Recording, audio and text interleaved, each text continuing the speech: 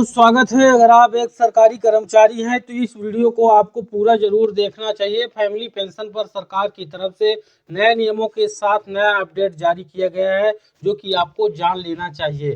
तो जितने भी सरकारी कर्मचारी हैं वह वीडियो को ध्यान पूर्वक अंत तक जरूर समझ लेंगे। फैमिली पेंशन पर सरकार का नया नियम जारी किया गया है जिस पर सरकारी कर्मचारियों के लिए बड़ी खबर है। यहाँ पर सरकारी कर्मचारी पेंशन लगातार नजरें गड़ाए हुए हैं क्योंकि पेंशन के नियमों में क्या बदलाव हुआ है, लेकिन सरकार ने फैमिली पेंशन में बड़ा बदलाव किया है जिससे आपकी पेंशन बंद हो सकती है। तो इस खबर को अच्छे से समझ लीजिए, देख लीजिए। मामला फैमिली पेंशन के लेकर है। केंद्र सरकार ने पारिवारिक पेंशन नियमों में बड़ा बदलाव कर दिया है।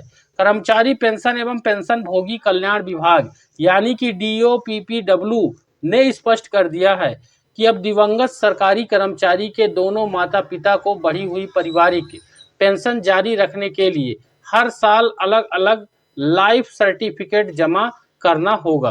विभाग को कई ऐसे मामले मिले हैं जहां एक अभिभावक की मृत्यु के बाद भी बढ़ी हुई दर से पेंशन जारी रही। इसे रोकने के लिए अब यह व्यवस्था लागू की गई है। कब मिलती है बढ़ी हुई फैमिली पेंशन?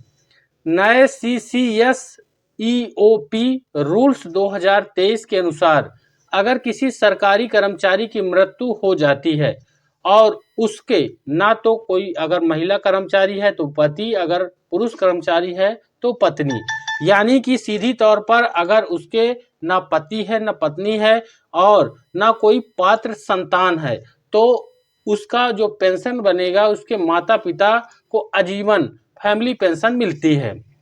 अब यहाँ दो लोगों का फैमिली पेंशन मिलेगा, माता और पिता दोनों को।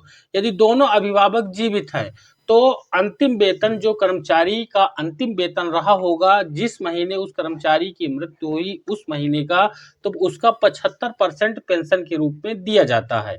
यदि सिर्फ अभिभावक जीवित है तो यह घटकर 60% रह जाता है। यानी अगर माता पिता दोनों हैं तो 75% अंतिम वेतन का मिलेगा, लेकिन अगर माता या फिर पिता दो में से कोई एक है तो 60% पेंशन मिलेगी अंतिम वेतन का।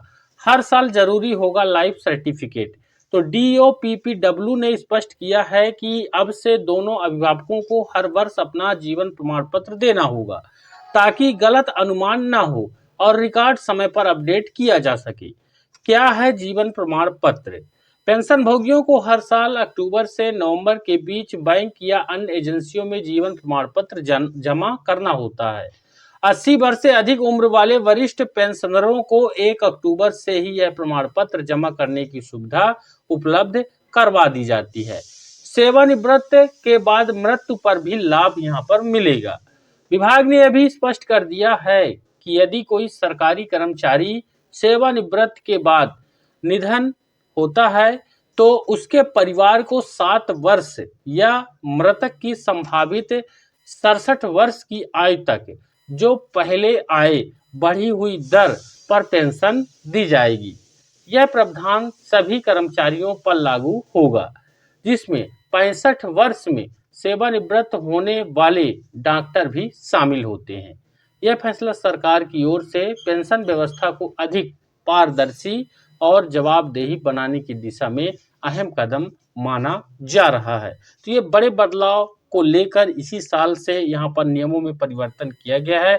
अगर आप भी इस तरह कैटेगरी में आते हैं तो आपको भी इन नियमों का पालन करके बैंक में लाइफ सर्टिफिकेट जरूर जल्द से जल्द जमा कर देना चाहिए। वीडियो को ज़्यादा से ज़्यादा लाइक भी करिए, चैनल पर नए हैं तो सब्सक्राइब कर लीजिएगा। धन्यवाद।